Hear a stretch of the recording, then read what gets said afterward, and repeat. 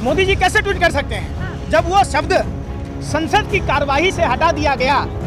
तो मोदी जी ये ट्वीट कैसे कर सकते हैं? ये तो विशेषाधिकार हनन का मामला है जो दिल्ली में नारा दिया था। क्या नारा था?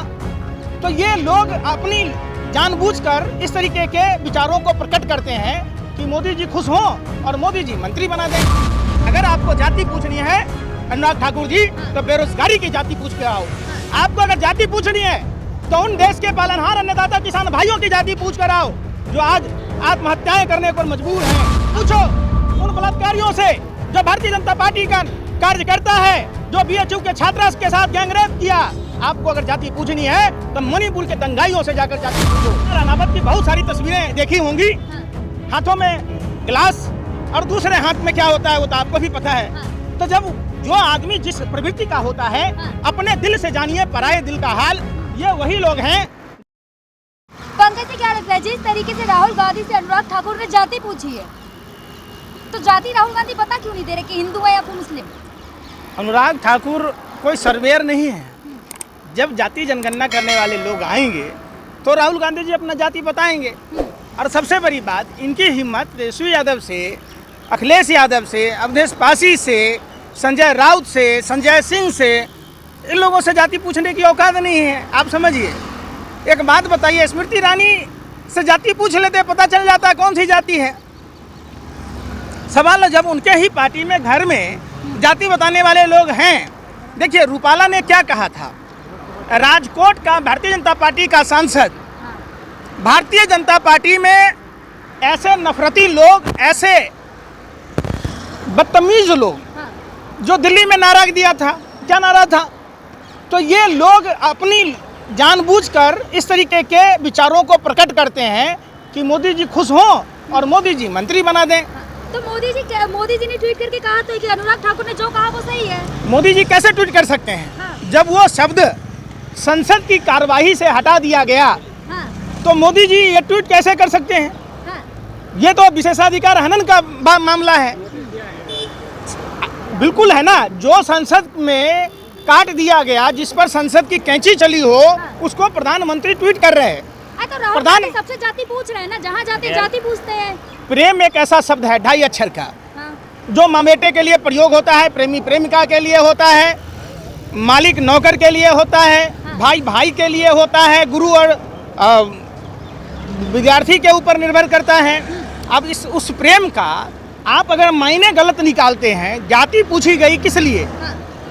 कि आप सरकारी नौकरियों में जातियों के हिसाब से उनको पद क्यों नहीं मिलता? क्यों पिछड़े और दलितों को नॉट सुटेबल बताकर हटा दिया जाता है? क्या समाज में शोषित वंचितों को सरकारी नौकरी में जाने का अधिकार नहीं है? क्या पिछड़ों को, दलितों को, शोषितों को, वंचितों को शिक्षा का अधिकार नहीं है? तो इस पर जाति अगर पूछा गया, अगर आपको जाति पूछनी है अनुराग ठाकुर जी तो बेरोजगारी की जाति पूछ के आओ।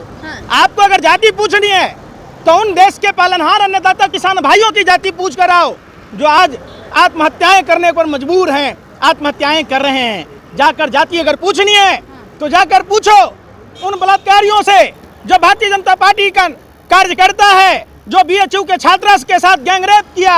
आपको अगर जाति पूछनी है तो मणिपुर के दंगाइयों से जाकर जाति पूछो। आपको अगर जाति पूछनी है तो आप बढ़ते महंगाई से प्रभावित लोगों की जाति पूछ कर देखो। आप बेमतलब का एक बयान देते हैं। भाजपा में एक फॉर्मूला है, जो जितना बड़ा लुच्चा उतना बड़ा ऊंचा।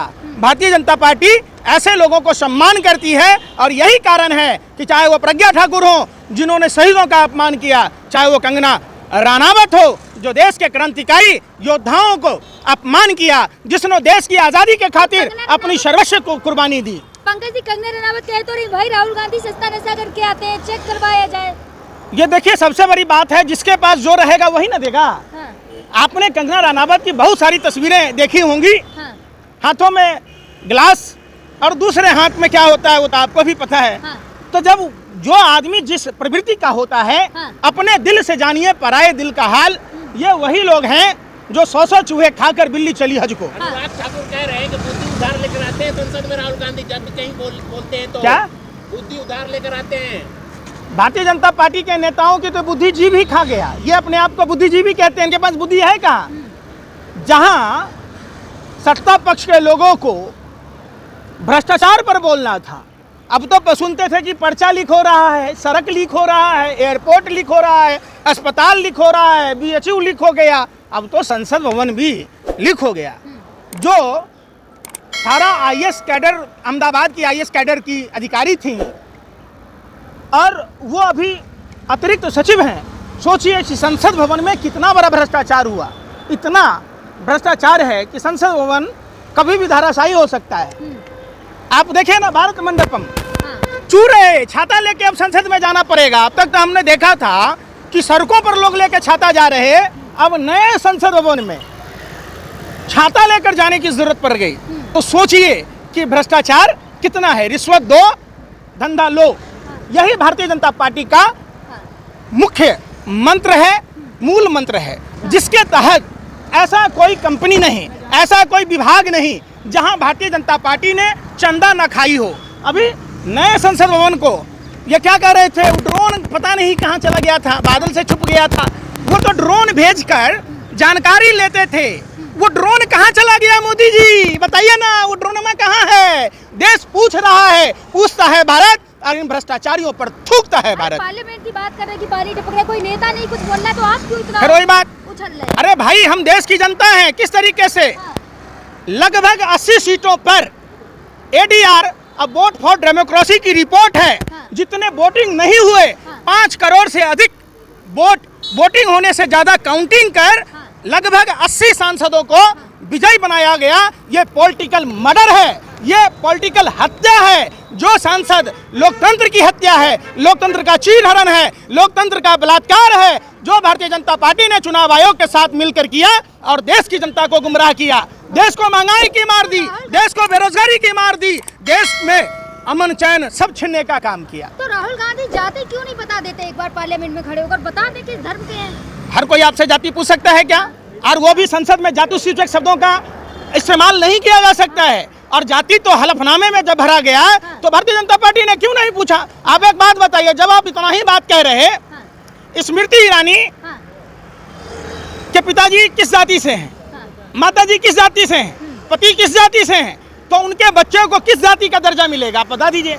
हम नहीं कह रहे, आप जब ये बात कह रहे हैं। अनुराग ठाकुर ने नाम तो नहीं लिया राहुल गांधी। अरे भाई, रूपाला ने अनुराग ठाकुर का नाम नहीं लिया, लेकिन पूरे राजपूत समाज के लिए जो भारतीय जनता पार्टी का सांसद है रूपाला, इतनी अभद्र टिप्पणी की कि मैं अगर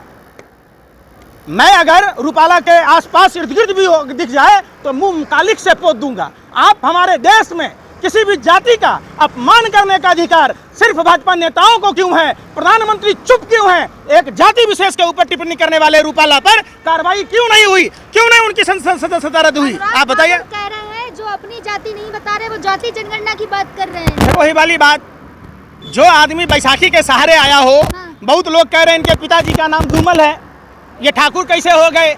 अब देखिए, ये सब चीजें, ये चीजें क्लियर सी बातें हैं कि यह देश जाति जनगणना होने के बाद जिस जाति की जितनी संख्या है उस हिसाब से उसको हक मिलना चाहिए। राहुल आप गांधी कह रहे हैं कि गाली दी गई मुझे, कहाँ दिया है गाली, ये बताइए तो। कहाँ कह दिया राहुल गांधी जी ने? राहुल गांधी जी ने तो अनुराग ठाकुर जैसे लुच्चे लोगों को माफ कर दिया। आपको नहीं पता है, यही गांधी परिवार की विरासत है। आपको याद होगा, जब देश आजाद हुआ, जब श्यामा प्रसाद मुखर्जी अंग्रेजों की दलाली और मुखबरी करते थे, बदले में गार्ड की नौकरी लेते थे, जो देशद्रोही था, जो देश का गद्दार था, जो गोरे अंग्रेजों का शागिर्द था, उसको भी मंत्री बनाया। जो आरएसएस की भूमिका भारत की खुफिया जानकारी ब्रिटेनिया हुकूमत को देने की थी, जो आज़ादी की लड़ाई में जो क्रांतिकारियों के साथ नहीं था, उसको भी कांग्रेस ने सम्मान दिया। क्यों? कि ये देश के लोग हैं।